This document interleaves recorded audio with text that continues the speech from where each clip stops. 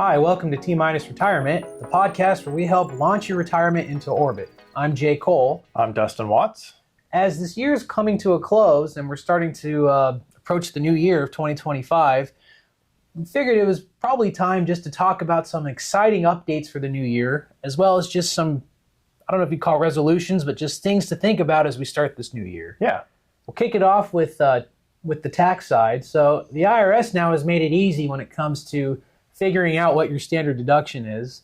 So we'll have a chart here to show, but for single filers, it's just $15,000.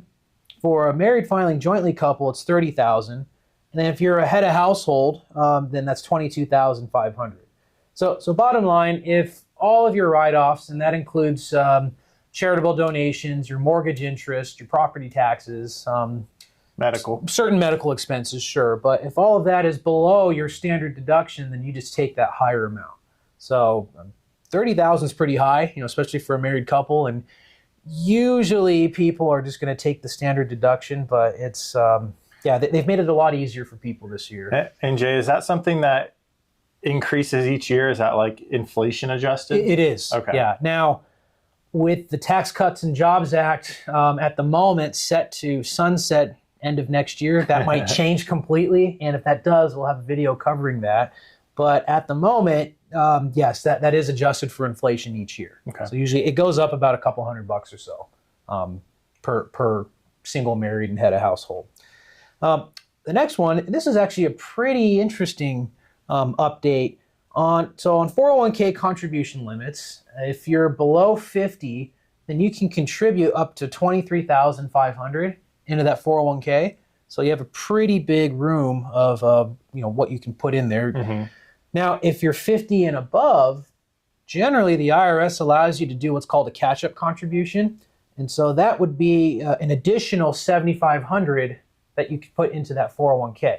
So that would equal $30,000. So, again, the IRS is making it easier, just simple whole numbers. Well, we like people to do that because that really helps you turbocharge, your 401k a couple years before you retire. Yeah. Now, it's funny you say turbocharge because for those that are 60 to 63, I don't know how they determine the age or what, but that's government math. Yeah.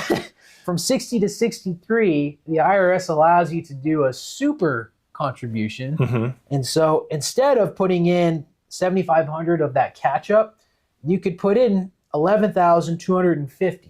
So from 60 to 63, the total that you can put into your 401k is $34,750. That's awesome. So not only do you get to put more into your 401k, you get to reduce your taxes by an additional amount. So that was a kind thing that they did there. Yeah. So, we definitely encourage those that, especially that are in that 60 to 63, take advantage of this. This is something new. We don't know how long we'll have that for, so definitely take advantage of it, at least for the next 3 years or so. And I think there's one thing that's probably pretty certain, that taxes in some manner are going to be renegotiated, in the next year. So that's a whole unknown. Maybe they get extended, maybe they change a little bit, but for now, we know what they are going into 2025, and definitely take advantage of some of the generous limits that they've provided. Yeah. The final thing I wanted to touch tax-wise is the gift tax exclusion. I won't go too much into what that means, but generally, you could give per individual a certain amount and not have to file a gift tax return. For 2025, that amounts to $19,000. So, we'll take myself and my wife as an example. If we wanted to give you money, I could give you $19,000, and then my wife Victoria could give you $19,000. It's not just $19,000 per household. I think there'll be grandchildren everywhere that'll be happy that grandma can now do that a little bit more. Exactly, yeah. Well, changing gears a little bit, we're going to talk about some investment-related topics to think about as we head into the new year. So I'll start with one that is a little bit tax-related, but it has to do with inherited IRAs.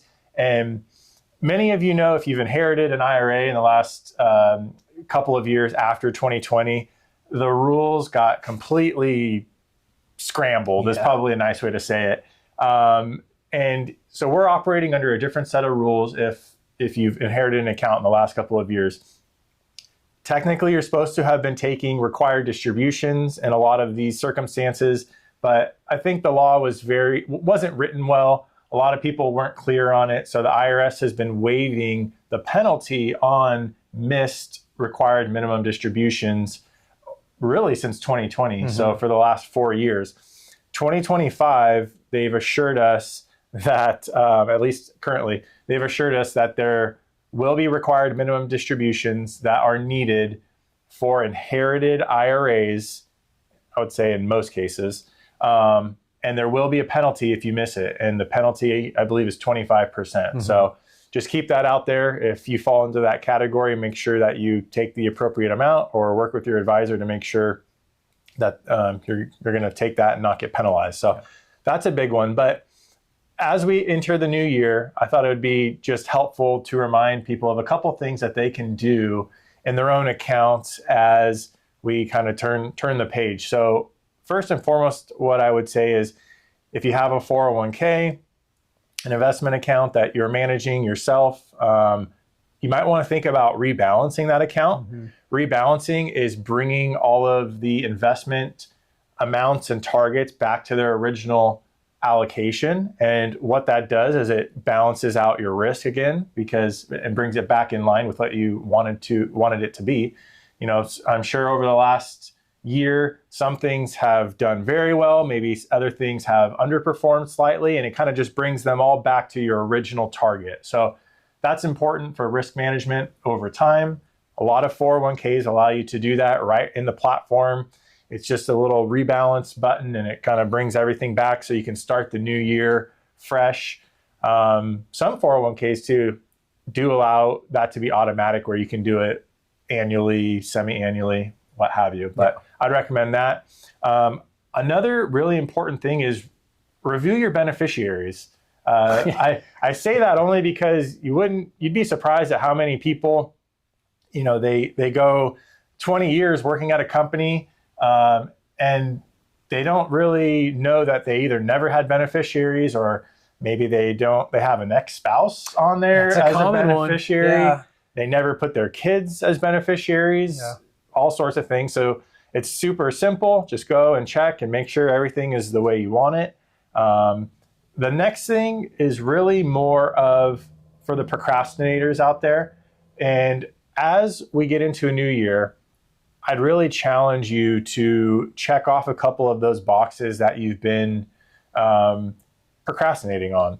Maybe it's getting that living trust. Maybe it's getting life insurance that your wife's been nagging you to get. You know, it's a couple of the things that I know are not fun to maybe talk about or have to go through the process, but get those things done, get them in place so that way this time next year you don't have to do it and everything is already set up and ready to go. Yeah. And as always, we always say it's best to talk with your advisor with a lot of these things, especially tax related, just to make sure it's it's appropriate for you. Yeah, there's no one size fits all.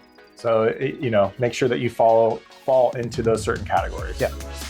But we hope you enjoy this content. If you do, please like and subscribe, and we'll see you in the next one. Take care.